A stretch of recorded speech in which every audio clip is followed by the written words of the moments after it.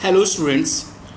तो आज के लेक्चर में हम लोग ऑपरेटर्स इन सी पढ़ने वाले हैं। जैसे होता क्या है रियल लाइफ में भी जैसे आप लोग मैथमेटिक्स पढ़ते थे तो मैथमेटिक्स में अगर आप लोग कोई कैलकुलेशन परफॉर्म करते थे लाइक ए प्लस बी, तो समवेयर ऑपरेटर इज़ व्हाट जो किसी ऑपरेंड पे ऑपरेट किया जाए, या फिर एग्जैक्टली ऐसे समझ सकते हो। ऑलवेज रिमेंबर, हमेशा ध्यान देना, अगर मैंने कुछ लिखा ए प्लस बी, ऑलवेज रिमेंबर अगर यहाँ से देखो तो ये है आपका ऑपरेंड,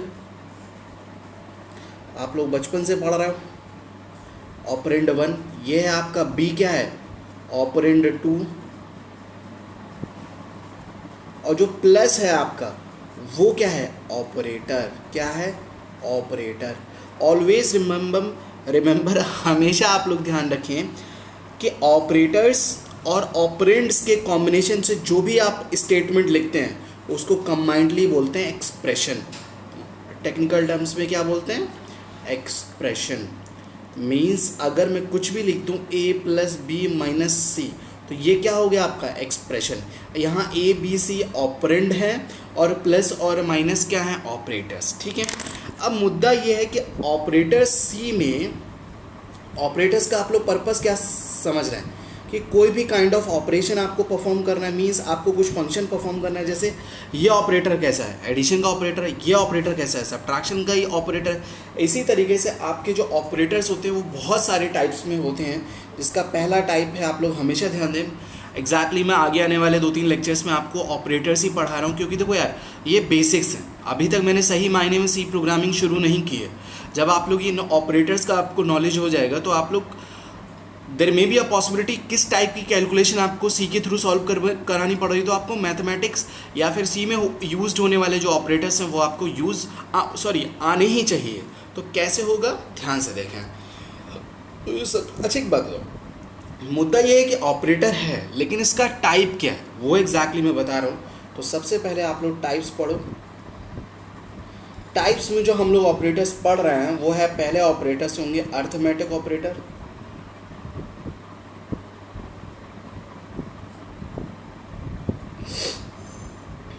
अर्थमेटिक ऑपरेटर्स।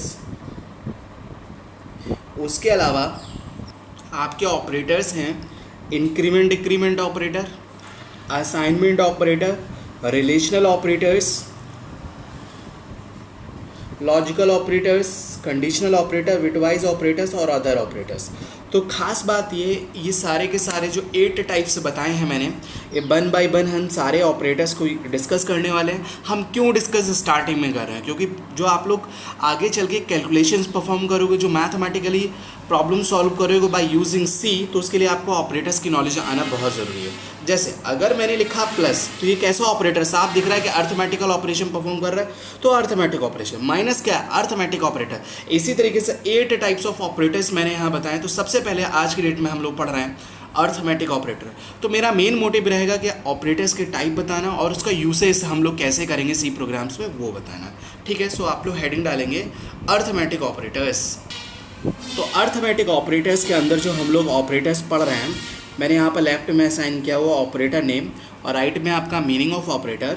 तो ऑपरेटर में जो पहला ऑपरेटर होगा that one is plus, addition operator, minus, subtraction operator. Asterisk का साइन कंप्यूटर साइंस में रिप्रेजेंट करता है for multiplication, division, and that one is modular, reminder after division. अब मैं क्या करने वाला हूँ, इन सारे ऑपरेटर्स का आप लोगों को यूज़ बताने वाला हूँ कि सी प्रोग्राम में आप लोग कैसे यूज़ कर सकते हो। एकदम बेसिक यूज़ बताऊँगा, आगे आप लोगों के फ्यूचर में आप लोग एडवांस यूज़ इन लोगों का खुद से ही करोगे। तो एक एग्जाम्पल हम लोग सी का बनाने वाले हैं। तो टारगेट ये रहेगा कि एग्जैक्टली मैं एक ऐसा सी प्रोग्राम बनाऊं जिसमें ये सारे आपके 5 के 5 ऑपरेटर्स यूज़ हों। तो मैं कुछ ऐसा कर रहा हूँ, ध्यान से देखो। सबसे पहले आप लोग सी प्रोग्राम में क्या लिखते हैं, हेडर फाइल्स, ठीक है, इंक्लूड। देखो एक बात साफ बता रहा हूँ, एग्ज़ाम में अगर आपसे कभी भी ऑपरेटर्स एक्सप्लेन करने के लिए पूछे तो आप लोग ऑपरेटर्स के नाम बताओगे प्लस उनका यूज़ भी बताओगे थ्रू एग्जाम्पल, मतलब सी के प्रोग्राम में आप लोग उन्हें कैसे यूज़ कर रहे हो। तो ध्यान से देखो, stdio.h एक ये हेडर फाइल आप लोग यूज़ कर रहे हो। उसके अलावा एक और आप लोग हेडर फाइल यूज़ कर रहे हो जिसका नाम है इंक्लूड कोनियो। इन सारी हेडर फाइल्स एग्जैक्ट का मैं पर्पस आप लोग को बता रहा हूँ। उसके बाद आप क्या लिखते हैं, वॉइड मेन, जब मैं आप लोगों को फंक्शन पढ़ाऊंगा तब मैं आप लोगों को ये फंडा बताऊंगा कि वॉइड की जगह इंट मेन की यूज़ होता है, ठीक है, या ये सारी चीज़ें। तो एक बात बताओ, आपको एग्जैक्टली क्या परफॉर्म करना है? एडिशन, सब्ट्रैक्शन, मल्टीप्लिकेशन, डिवीज़न और मॉड ऑपरेटर परफॉर्म करना है। तो मैं क्या कर रहा हूँ, ध्यान से देखो यार, हमेशा जैसे मान लो मैंने इंट टाइप के दो वेरिएबल्स लिए a, b, मतलब मैं यूज़र से दो वैल्यूज़ इनपुट कराऊंगा a और b, तो उन पे क्या परफॉर्म करूंगा? इंट और इंट का एडिशन किसका आएगा? वो भी इंट टाइप का होगा, एक वेरिएबल ले लिया मैंने ऐड। और इंट का सब्ट्रैक्शन कैसा आएगा? वो भी इंट आने वाला है। इंट और इंट का मल्टीप्लिकेशन, वो भी इंट आने वाला है, एक वेरिएबल ले लिया मल्ट, ठीक है। इतना करने के बाद सोचो कि जो डिवीज़न होगा, there may be a possibility that division आपका फ्लोट आए, तो इसलिए जो आपका एक और वेरिएबल लो float div division find out करने के लिए। अच्छा, मेरा क्वेश्चन मार्क ये है, ठीक है। जो मॉड होगा आपका, जो मॉड्यूलो वैल्यू आप निकालोगे, रिमाइंडर, हमेशा एक बात बताओ, क्या कभी भी रिमाइंडर आपने फ्रैक्शन में देखा है? मैंने मॉड का मतलब बताया रिमाइंडर आफ्टर डिवीज़न, डिवीज़न करने के बाद कभी भी आपने रिमाइंडर जो है क्या वो मॉड मतलब फ्रैक्शन में देखा? नहीं ना। तो वो भी कैसा होगा आपका? इंट फॉर्म में होने वाला है, ठीक है। आप लोग चाहते तो इन्हें फ्लोट में भी ले सकते थे नंबर्स को, जो आपकी मर्जी वो आप कर सकते हो। तो एक बात बताओ, सबसे पहले क्या करोगे? यूज़र से वैल्यू इनपुट कराओगे, किसकी? ए और बी की। तो आप क्या स्टेटमेंट प्रिंट अप में लिखोगे? Please enter the value of what? A और बी की वैल्यू यूज़र से इनपुट करोगे, enter the value of A comma B, ठीक है। उसके बाद जो यूज़र से वैल्यूज़ रिसीव करता है वो कौन सा फंक्शन होता है? स्कैनफ। कितनी बार percentile D? 2 times percentile D. ये दोनों क्या है? Format specifier. फॉर्मेट स्पेसिफायर क्या बताते हैं कि किस टाइप की वैल्यू आपको यूज़र से रिसीव करनी है। तो पहली वैल्यू कहाँ स्टोर होगी? एड्रेस ऑफ ए। दूसरी वैल्यू कहाँ एड्रेस स्टोर होगी? एड्रेस ऑफ बी, ठीक है। इतना काम हो गया। एक बात है, अगर कंपाइलर आपका मेन से आपके प्रोग्राम को पढ़ना शुरू करता है तो ये लाइन क्या है आपका? डिक्लेरेशन। ये लाइन क्या है? Declaration. Declaration is what? Declaration of variable.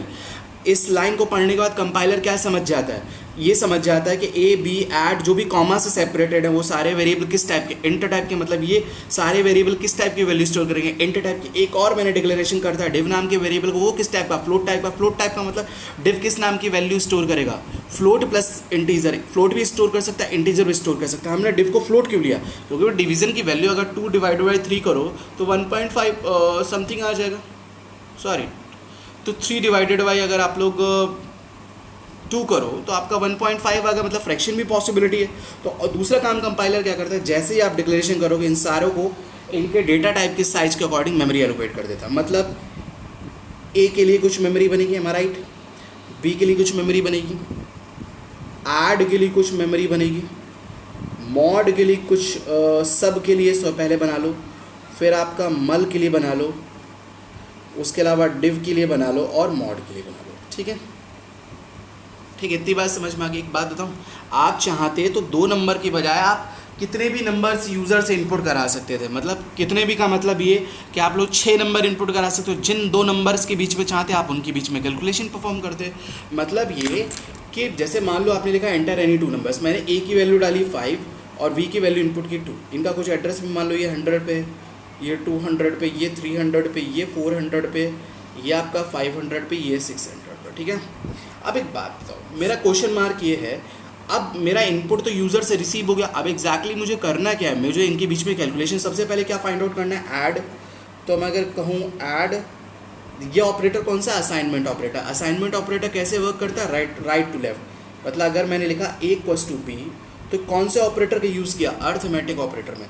तो ध्यान से सुनो, ये एक्सप्रेशन राइट में इसकी कैलकुलेशन पहले होगी, किस में असाइन हो जाएगी? लेफ्ट में वेरिएबल। a की वैल्यू 5, b की वैल्यू 2, 5 + 2 7, 7 कहाँ असाइन हो जाएगा? यहाँ पर। बात समझ में? और ख़ास बात, ये जो प्लस है ये आपका ये क्या है? ऑपरेटर। कौन सा ऑपरेटर है? Addition operator. बात समझ में आ रही है?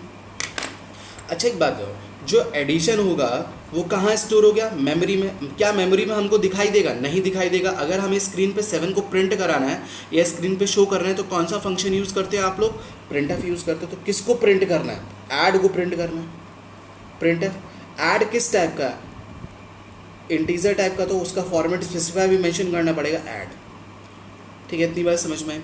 खास बात यह है कि ऑलवेज रिमेंबर, मैंने पहले भी आप लोगों को बेसिक सी प्रोग्राम में बताया, अगर आप प्रिंटफ के अंदर कोई भी स्टेटमेंट प्रिंट करते हो, कोई भी इंग्लिश वर्ड्स या कुछ भी, तो एज इट इज़ प्रिंट करना. When you want to print any value with the help of printf, then you need to mention what format specify. तो एक तो तरीका ये हो गया. आप ऐसे भी लिख सकते थे यहाँ पर परसेंटाइलिटी the addition of two numbers are, फिर परसेंटाइलिटी, तो जो ऐड की वैल्यू होगी वो परसेंटाइलिटी से रिप्लेस होगी. इसका आउटपुट आएगा आपका क्या आएगा, ऐड में क्या है 7 आउटपुट आएगा. बात समझ में आ रही. तो इसी तरीके से आप सारी कैलकुलेशन परफॉर्म कर लोगे. सारी कैलकुलेशन परफॉर्म करने का मतलब क्या, ध्यान से देखो. जैसे नेक्स्ट है सब equals to a minus B.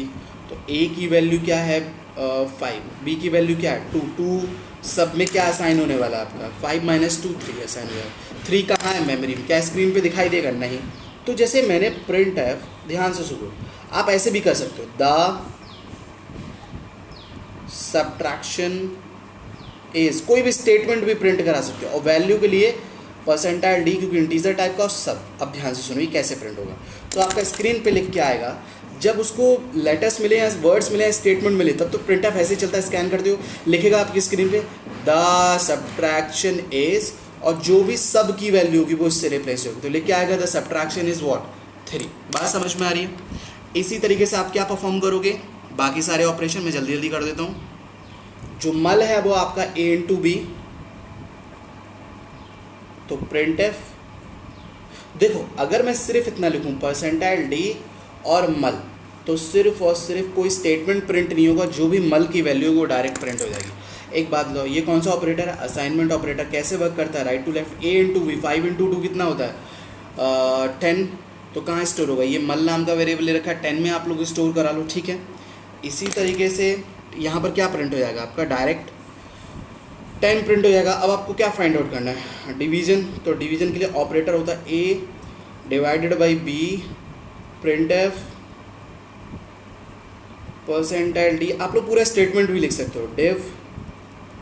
ठीक इसी तरीके से आपको निकालना है मॉड a मॉड b, और जो भी मॉड की वैल्यू होगी प्रिंटफ, आप उसे प्रिंट करा सकते हो, प्रिंटफ परसेंटाइल डी और मॉड. अब ध्यान से देखो, मैं इसको एग्जीक्यूट कर रहा हूँ. गेट ch लगाएंगे और आपका बॉडी क्लोज. तो आपका यहाँ से आपका बॉडी मेन के बाद आपका बॉडी स्टार्ट होता है, और आपका क्लोज कहाँ होता है, एंड में क्लोज होता है. This is the body. देखो यार, ख़ास बात ये है a divided by b. a क्या है 5, हाँ जी, और 5 डिवाइडेड बाई 2.5 क्या है, फ्रैक्शन. इसलिए मैंने डिव जो है किस टाइप का लिया था, फ्लोट टाइप का लिया था. अब मॉड है. अब देखो मॉड का मतलब होता है रिमाइंडर आफ्टर डिवीजन. जैसे a की वैल्यू क्या है 5 और b की वैल्यू क्या है 2, तो रिमाइंडर आफ्टर डिवीजन जब इनको रिमाइंडर कराओगे तो रिमाइंडर क्या आएगा, 2 2 बाहर जाएगा और रिमाइंडर कितना जाएगा आपका 1. अगर सही माने 2 2 4 तो 1 रिमाइंडर. तो मॉड में क्या स्टोर होगा 1 रिमाइंडर स्टोर होता है यहाँ पर. ठीक है, इतनी बात समझ में आ रही है. ये ब्रेसेस मिसिंग हो गए. So this is the way how you will use the arithmetic operator in your C program. So this is your addition operator, this is your subtraction operator, this is your multiplication, this is division, this is modulo operator. In next part, in next lecture, we will discuss the increment and decrement operator. Thank you.